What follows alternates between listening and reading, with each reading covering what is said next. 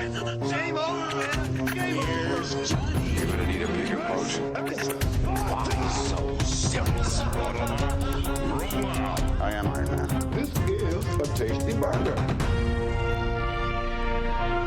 Welcome to the In Session Film Podcast. Welcome to this podcast review for August 1st, 2023. I'm JD Duran. And I'm Brendan Cassidy. Hey, Brendan, what would you do if you found out that you were a clone or that you had a bunch of clones just spread everywhere? Your first reaction would be? Oh, we start a band. The band is simply called We Cloned Brendan. There we go. Yeah, Brendan's I like that. Clones. Yeah, just cloning Cassidy. How about that? I like it. I can't wait for the first album. Yeah, sadly, none of us know how to play drums properly, so we'd have to learn.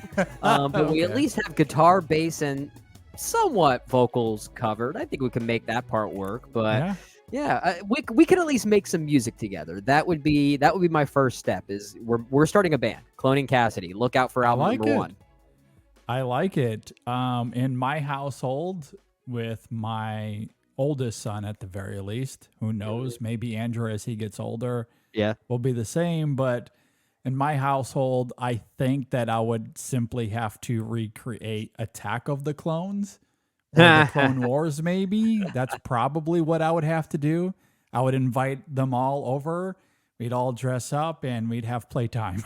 That's what would happen. It's great. Sam would get a kick out of that. He would love that. So at any rate, we are here to talk about a new film that's out on Netflix right now. It is called They Cloned Tyrone. Love that name. Just rolls off the tongue. I know. It's interesting. This came out the same weekend as Barbenheimer. And it got a little bit lost in the shuffle, understandably so. I mean, yeah, it's a Netflix film. Poor Tyrone. He deserves to have some friends too. Absolutely. Just not great timing on the release of this just sadly film. His closest friends are not named Barbie and J. Robert Oppenheimer. Absolutely. But for reasons we'll get into, maybe it belongs in the conversation. So I guess we can go ahead and transition to this.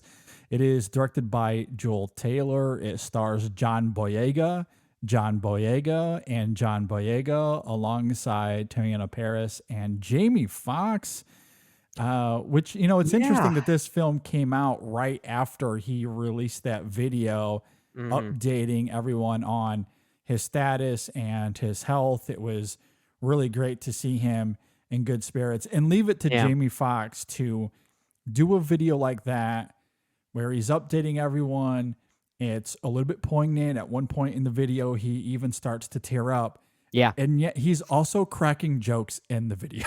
Like, he's still Jamie Foxx. He's a good sport. Absolutely. Yeah. And I assume that this was filmed prior to those health issues, just given the whole timing of this. For sure.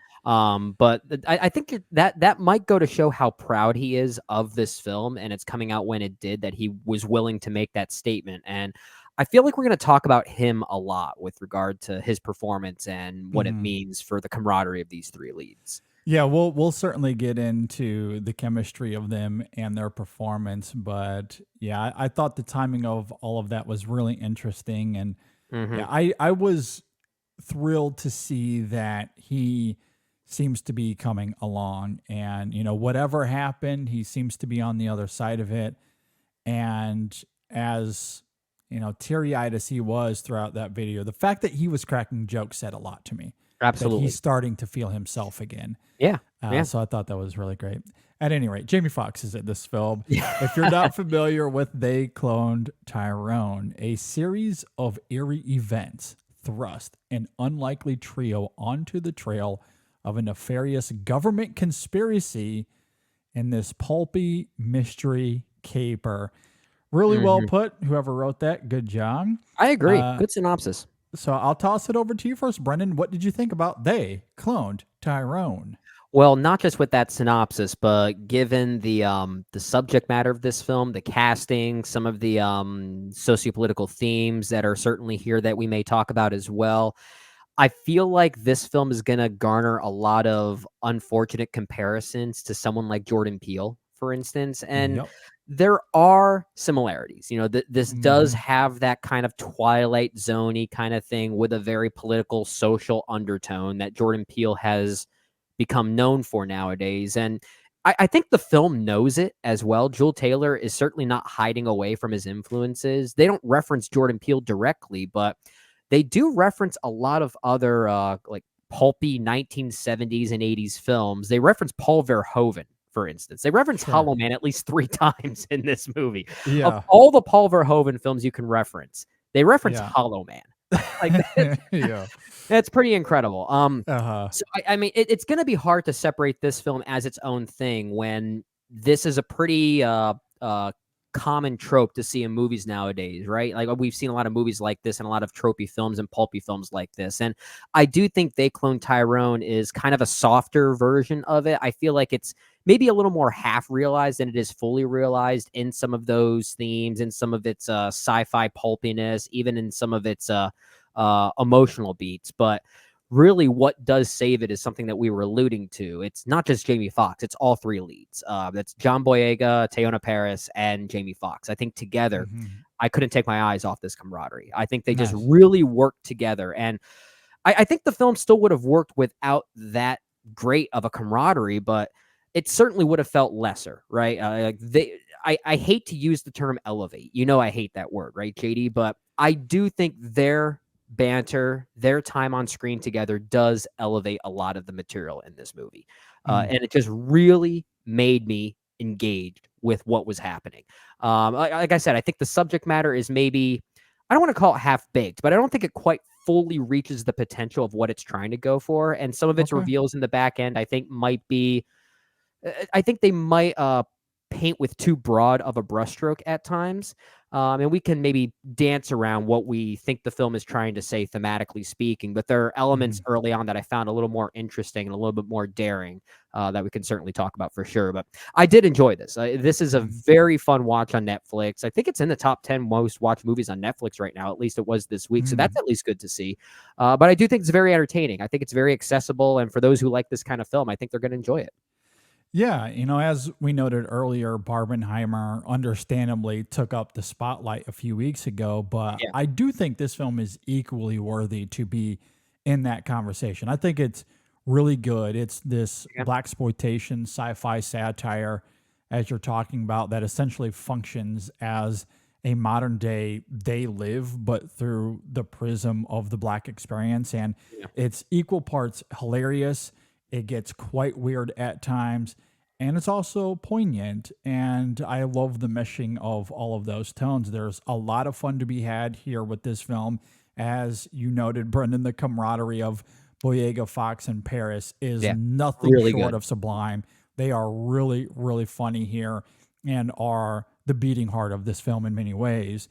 And I love how the film embraces its bizarre qualities to help amplify that humor Mhm. or its not so subtle allegories. There are several twists and turns in this film that are as diverting as they are outlandish, but it never loses sight of its messaging either. The film's humor and concept is meant to be entertaining, but Mhm. it's equally there to distinctly unravel its ideas on assimilation. And I think it's very effective with its they live, get out kind of tone.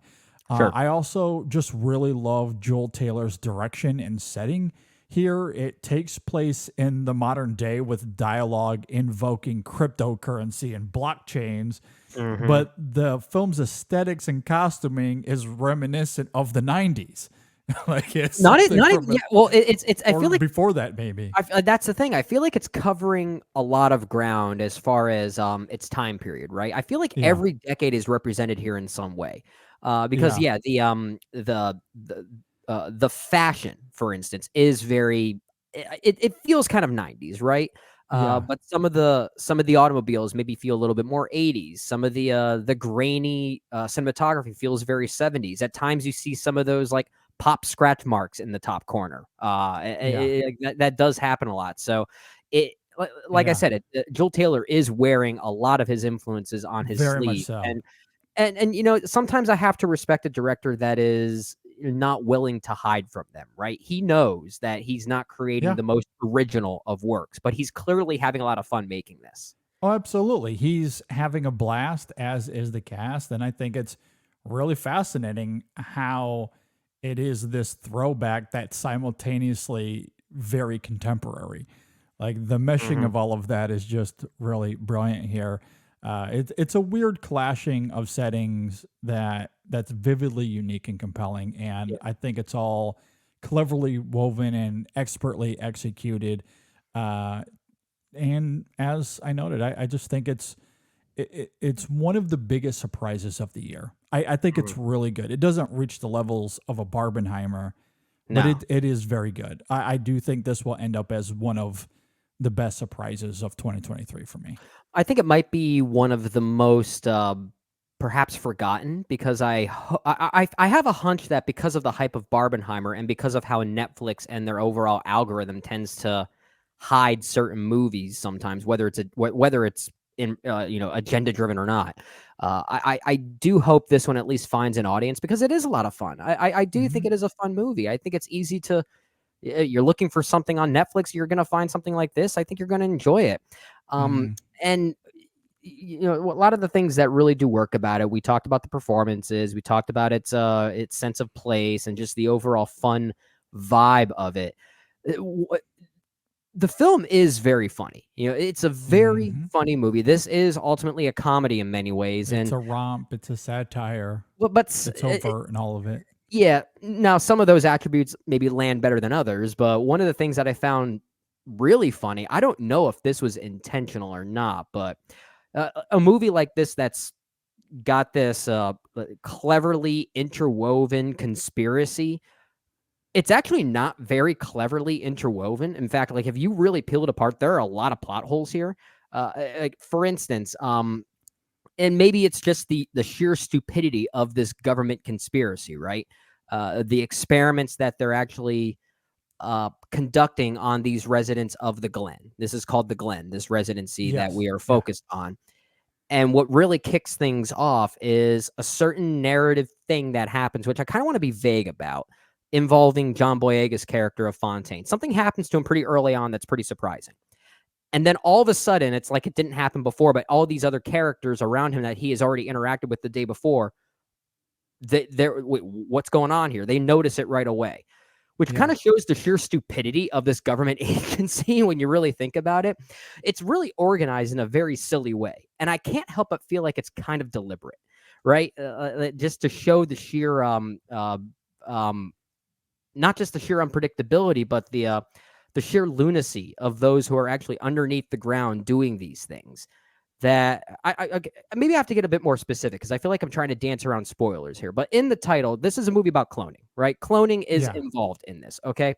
Yeah, I think that's fair to say. Yeah. John Boyega gets cloned, okay? Or at least he's the first one that we notice this cloning experiment sort of come into fruition and become part of the plot. Because at some point, that character early on dies, right? So what's the first thing this government conspiracy does? They reawaken the clone and throw him back out in the world without realizing that other people are not going to notice. I mean, really? I mean, that's kind of... I mean, it's not the same clone, though. Well, what do you mean by that? Like, it's not the same Fontaine, though. No, but I'm talking about someone like Jamie Foxx, for instance. Okay. Who instantly notices right away the next day, wait a minute, you were just shot and killed. How are you alive right now? Okay, like, how did this government conspiracy not think that was going to happen? Maybe that was part of the plan. I don't know. Because it is an experiment. They talk about that very directly. I don't know about that. See, that's the thing. I feel like the movie has these little holes that you have to reach for, but in a way, I think that's kind of part of the fun. I don't know if that's much of a reach, given the lunacy that we see here and I think what we know about them and what they speak to. I think it represents the stupidity of those conducting these experiments. Well, and again, that might be part of the commentary of the satire. Yeah. I should be clear. Sure. I'm not criticizing these holes. I actually think it's kind of fascinating that they're so clearly here. And in any other movie that's meant to be very, very cleverly constructed, we could easily pick it apart Yeah. like that. But here, I feel like that's kind of purposeful in many ways. Yeah. I had fun doing that, thinking, wait a minute, are they really that dumb? Is that part of the? I don't know what's going on here, but that's. I mean, I think interesting. I think that's an interesting talking point. I guess I just don't see that specifically as a plot hole because the character's reaction is very organic to what someone would do in that specific situation. Of course, they would react the way that these characters do. There's a lot of surprise and they're taken aback because this person they thought was dead reappeared like a ghost. And yet it opens up the doors for this potential risk that these people are then going to want to fight back. Perhaps, or it could just be a means of seeing how they will react. I mean, they do talk about how this is an experiment, an open experiment that is evolving as it goes. That is something that we very much know. And another thing that they talk about is how they have these parameters in place in order to keep this neighborhood undesirable and functioning the way that they want it to. So despite these weird quirks that might happen, there's a song that they can play. There's ingredients in the chicken. Like there's these parameters that they have on the neighborhood to still control the situation. So I don't think it's crazy to assume that, yes, they throw in this clone for someone that supposedly died and people will be aware of that. They'll react to it and they want to see what that reaction is going to be so that way they can adjust this experiment as they go, knowing that they have parameters of control and can take over this at any moment. And it's not until, not the entire neighborhood, really, it's our central trio. It's not until they scheme up something so very specific after accidentally stumbling upon something they shouldn't have. Sure. Where things start to change. I think there's a very fair argument to be made that if they don't stumble across this house and they don't accidentally find the scientist and they are oblivious to what's going on, nothing changes. The experiment continues on as they wanted it to. Fair. You know, so to me, I think that's all part of the mechanics of this film, and to me that makes a lot of sense. And I think that's maybe another reason why, if I had any real major flaw with the movie, I do wish we didn't get that specific of an explanation at the end of what these individuals are trying to do. Because then I feel like that's where it starts to paint with a very broad brushstroke as to what their agenda is. You know, it spells everything out. There's no doubt about and that. And even if I'm overlooking the plot holiness of it all and how that explanation almost contradicts it just a little bit, I did find it more interesting knowing that maybe these experiments were almost like this way of this government agency to try and maintain the typical stereotype people tend to associate Black individuals with in predominantly Black neighborhoods, right? As if they're trying to preserve those stereotypes. Oh, yeah. No, and then that is exactly what they're doing. Yeah. And then the ending says, "No, we're not doing that. We're doing something completely different." And that's where I felt like, okay, maybe this is too specific, when I actually think there's more interesting topicality in being broader with those ideas. And maybe when I say too broad of a brushstroke at the end, that's maybe not the right way to say it. It's too specific of a brushstroke. It very much hones in on a very particular idea that I wish it really didn't do. And it's an idea that I think is worth talking about. I'm just not sure this was the right setup for that idea. I think that's very fair. I do think the film gets to have its cake and eat it too, mostly, even if it is broad, because it's functioning as the satire that has this very specific concept, and it needs those various things to work in order for this movie to have an A, B, and C. And so, you know, I do think there is an argument to be made if it is a little contradictory, but I will say this. When it when the film is talking about forced assimilation, and that's ultimately what it's getting at here with what we see in the end. I did like what the film is aiming for. It's very reminiscent of Get Out. I believe you mentioned this earlier. People will think of Jordan Peele and especially Get Out, but I actually find that comparison actually really, really compelling, because Get Out is a film in which we see white America finding black people palatable when they're funneled through the prism of the white perspective. It is the reverse side of the same coin in this film, in that black people are being forced to assimilate, I'll say vaguely, through cloning and evolution. Whereas in Get Out, it's white people completely taking over the bodies of black people. So it's the same idea. It's just done in a different way. It's a backwards way. Yeah. With a backwards way. With this film, as you're talking about, also sprinkling in oppression and subjugation as it relates to poverty and power imbalances, as there's a whole through line here of the Glen being a neighborhood where money is stripped and drug trafficking is encouraged as a way to keep it undesirable. So this experimentation can take place without any interference.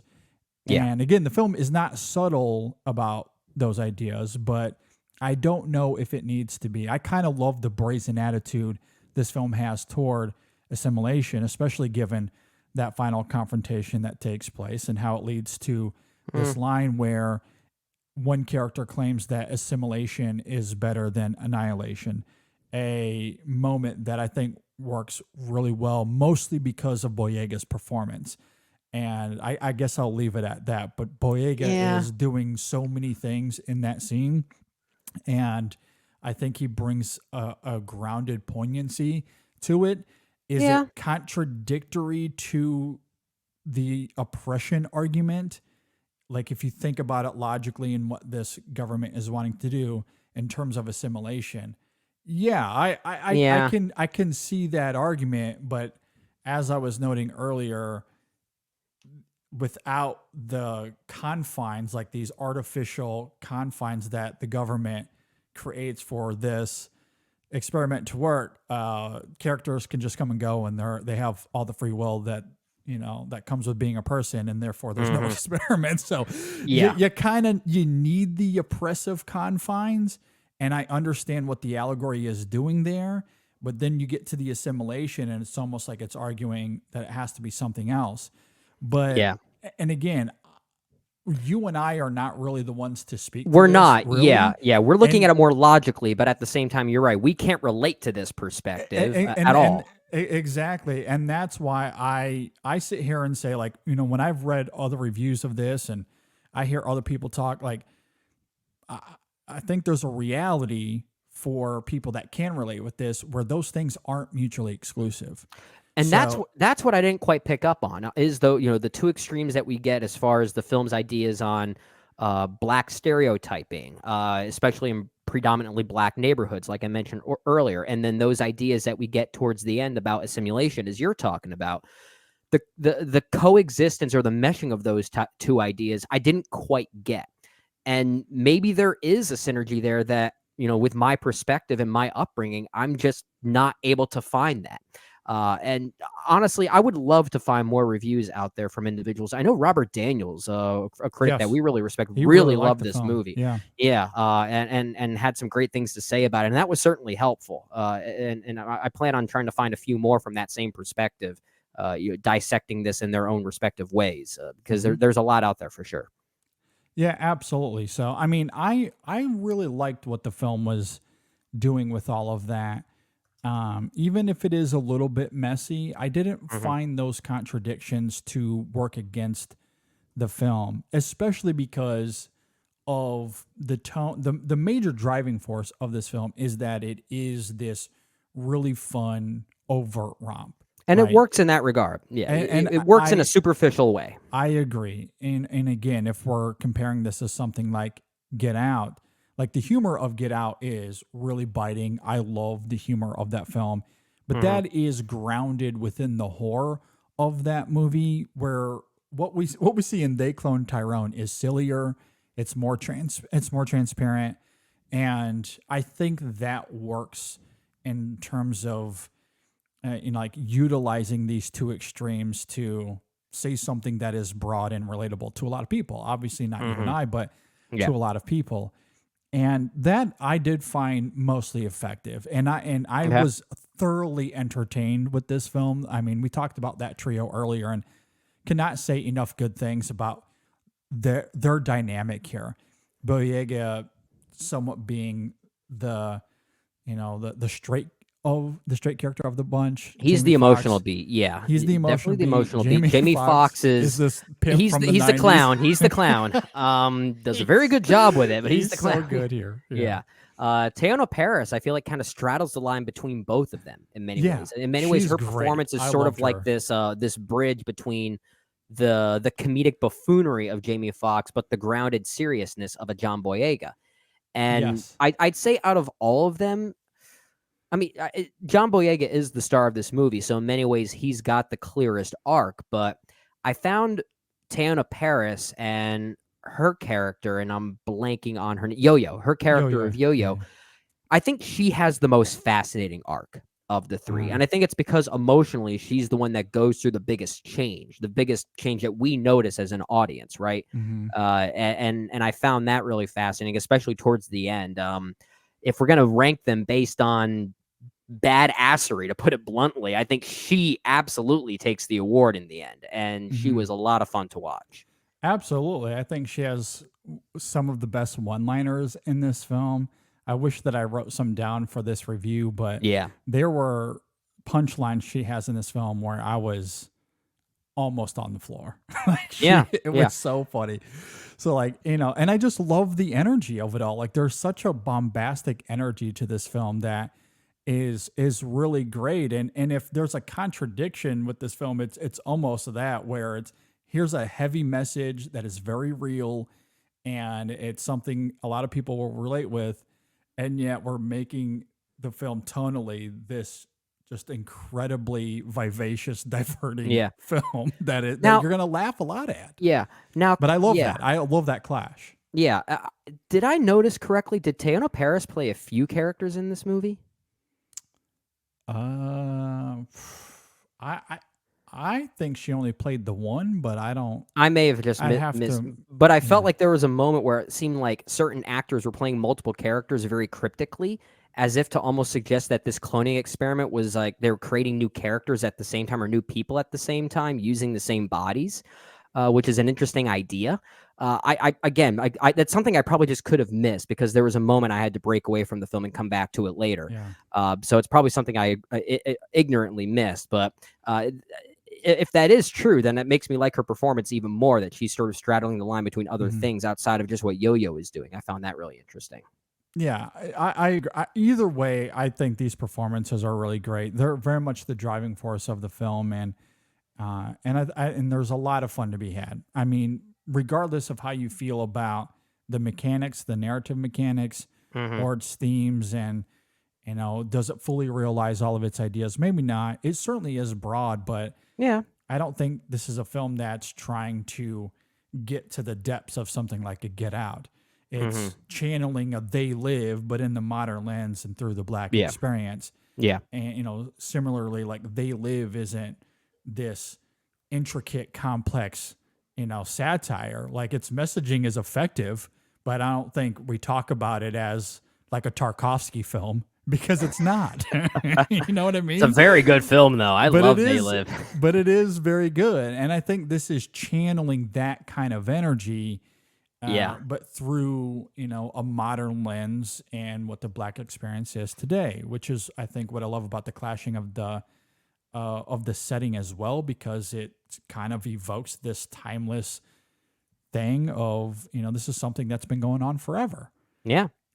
So I kind of love the parallels there. So I mean, the direction of it, I think, is very good for what this is. Very fun. And this is Juel Taylor's directorial debut, if I'm not mistaken. I think that's right. I know that he was a co-writer on Creed 2, which is a pretty interesting comparison there. Also, apparently a co-writer on Space Jam: A New Legacy, so we can forget about that one. But then again, that film probably had like 17 co-writers. If you're a co-writer on that film, you can remove that from your resume. I think that's a fair assessment. But this is a very well constructed film. Even if I don't think it fully realizes every potential idea that's on its mind, it's still fun. It's a lot of fun, and Juel Taylor is clearly having fun. And that's something we talk about a lot, JD. The idea of sincerity can come through in a film in many different ways. It doesn't have to be emotional or dramatic, but it just has to feel as if those people making it, whether it be on screen or behind the camera, are clearly liking what they're doing without telling us that they like what they're doing, if it's sensed. And this one, it is sensed. You know, I agree. And that does help a lot. Yeah, it does feel like there's a lot of love and care put into this. Yeah. And that, I agree, that is palpable. I will say, it without getting too deep into the film's climax and what actually happens, this one did have me kind of interested in a sequel. Sure. Yeah. There's potential. You know, I mean, given how things play out in the end, does that mean that this government conspiracy is over? I don't really know. I don't think so. I think what's now more out in the open, though. We could potentially expand between not just the Glen, but as spoken in the film, Chicago, Los Angeles, different locations. This could become a global event. It could. Yeah. Yeah. Well, and I think that's what's so fascinating about that final scene, right? Where we get another John Boyega performance. Mm-hmm. And I guess I don't want to get into too many spoilers in case people haven't seen this film, but there's like the question to me that is risen there. That version of Boyega, is that the original character that the clones are derived from? Or is he simply another clone in another city? I don't know. But I think it's a fascinating reveal nonetheless.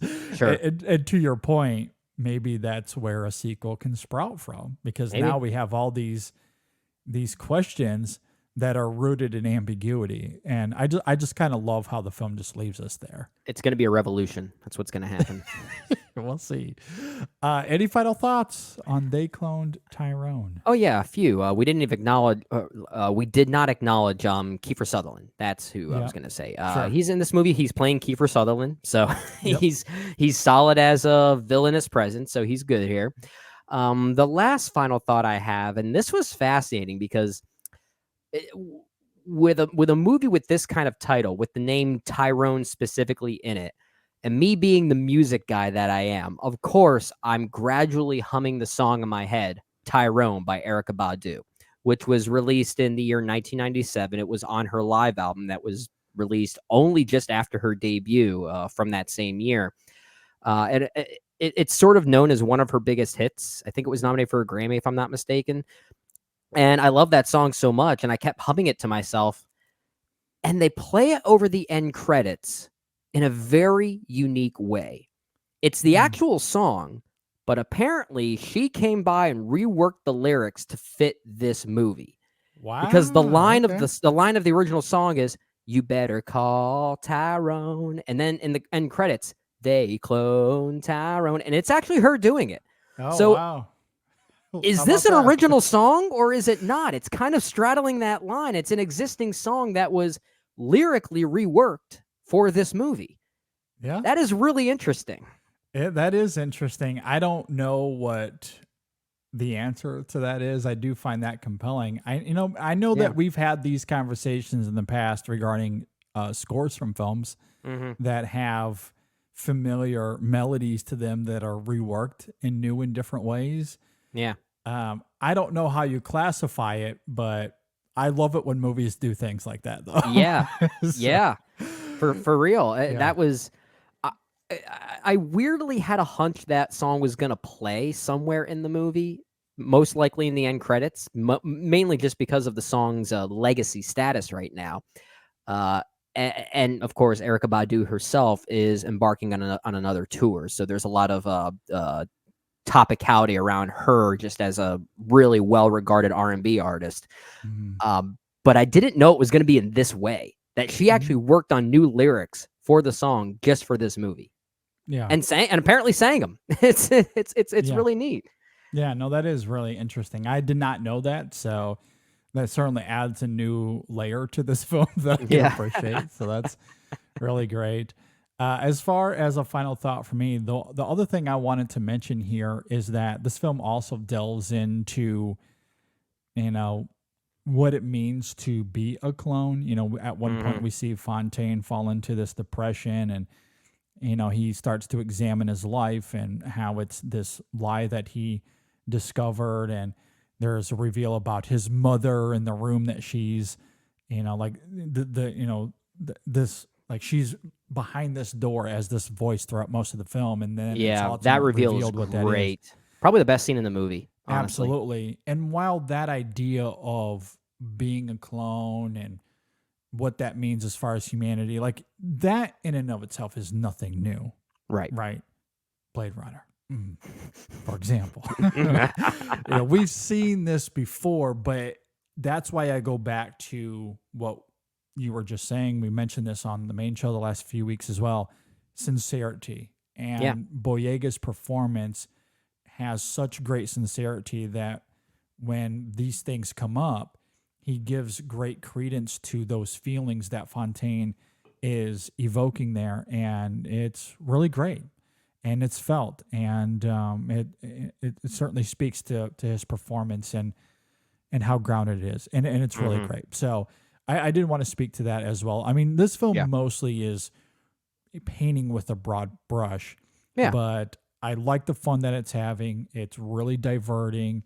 There's so much joy to be had with our central trio here, and the gimmicks that they come up with, that they scheme, and just the shenanigans that they somehow fall into, including like a rival gang member at one point, and how that's all utilized. Is really funny as well. I will say, as far as the way the narrative is interwoven, while I did have a few things to pick apart, that one's handled very well because it tricked me. I was tricked during that moment. I'll admit that. I agree. I think that's handled very well. And, I've heard people talk about some of the plot holes to this film, and I haven't really heard one yet that has made me reevaluate this movie. I think a lot of what I've heard so far can really be explained by the confines that this government sets up and why they need them. And again, if these three don't stumble very accidentally into this basement, nothing changes. Like the experiment goes on, even with these weird reactions these characters have. And so I think there's a lot of fun to be had with how the film kind of lays all that out. And its messaging is still, I still think it's felt, even if it's broad, it's still something that applies to today. And, this film is just tackling it in a new and different way. So even if it's reminiscent to Get Out, it's also quite antithetical at the same time. I agree with that. So anyway, I really liked it a lot. I urge people to go and check it out. It's out on Netflix right now. You can go and watch it. It's a nice little stream. I think you'll enjoy it. So absolutely. We have a full written review of this up at InSessionFilm.com if you want to go and check that out. Be sure to let us know if you agree or disagree with any of our takes. You can let us know. Facebook, Twitter. I'm still calling it Twitter. I don't care. Instagram, Threads, it's going to go back to Twitter. I know it is. Better. Yeah. But reach out to us. Let us know if you agree, of course. And if you're watching this on YouTube, leave a comment below. Hit that like button. Subscribe. All that sort of jazz. We'd love to hear from you, Brendan. Before we get out of here, do you have any final thoughts on anything? They cloned Tyrone. I love the reworking of the song, especially since the original lyrics have nothing to do with cloning whatsoever. It's I found that really clever. That might be in the running that might be in the running for my best original song of the year if I can even classify it as an original song. I don't know if I can. It's too specific of a thing. I don't know. I have to think about it. And this is what's interesting because at the In-Session Film Awards, we do it very differently than something like the Oscars. At the In-Session Film Awards, we don't have Best Original Song. What we have as best use of song. So that could be original or something that's adapted, something that's pre-existing, but it just works really well in the movie. Brendan, however, historically has always leaned more toward original songs. Yeah. Well, so now I have to break my own trend. I really do. He's in a pickle here. I'm in a pickle. Because I honestly, I don't think I can classify this as an original song. I don't think I can. Because it is an existing song. It came out in 1997. She just changed the lyrics for this movie. Which is awesome. It's neat. Yeah, I'm not knocking it for that. You have to consider it. Even if it doesn't win that category, I would love to see that. It's such an interesting experiment. Though. Yeah. Yeah.